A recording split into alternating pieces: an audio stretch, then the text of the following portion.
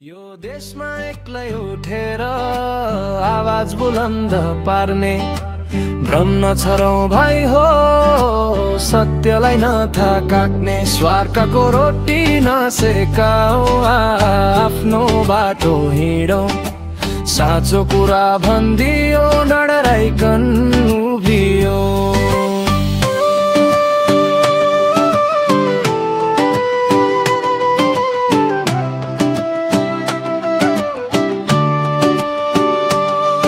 यो देशका ठुला ठुला अपराधी भन्छन् हामी तानाशाह, तर एक्लैले जुझ्ने मान्छे उभियो, बनायो चर्चा हल्लाका चाह। किस्तीमै प्रधानमन्त्री हुँदा पनि छोड्न सकेको मान्छे त्यही कथाले गर्छ बोल्छ रित। राजनीतिक प्रतिशोध भन्दै 40 लाख हस्ताक्षरले देखाए जनता कहाँ उभिएका थिए। यो कथा हो एउटा पात्रको, विरक्तै बीचमा न्याय खोज्दै हिँड्ने मार्काको।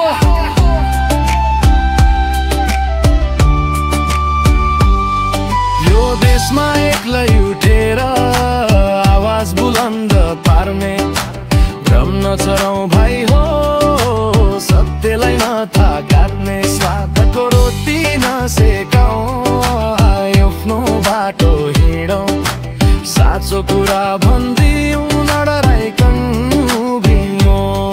भ्रम नछरौं भाइ हो, कुरा नफर्काऊ, साँचो कुरा बुझौं, देशलाई नबिकाऊ, स्वार्थका रोटी नसेकाई, सबै कुरा खुलेर भन्दियौं।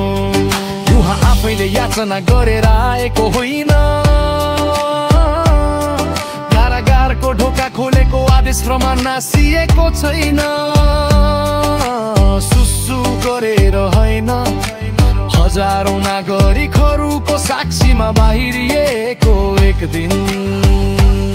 सरकारी निर्णय कागजका लाइन, लुकी लुकी होइन खुल्लै सार्वजनिक साइन। यो कथा कला हो वर्षेको आवाज, न्याय र प्रश्नले बुनिएको देशको सन्देश। आज देशमा नै उठेर आवाज बुलन्द पार्ने भ्रम नछरौं भाइ हो, सत्यलाई नथा काट्ने, स्वार्थको रोटी नसेकाए, आफ्नो बाटो हिँडौं, साँचो कुरा भन्दियो नडराइकन उभियौं।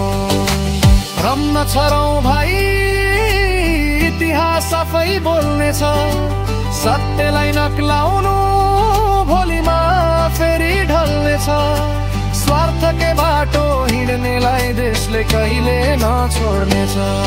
यो देशमा लै उठेर आवाज बुलन्द पार्ने भ्रम नछरौं भाइ हो, सत्यलाई नथा काट्ने, स्वार्थ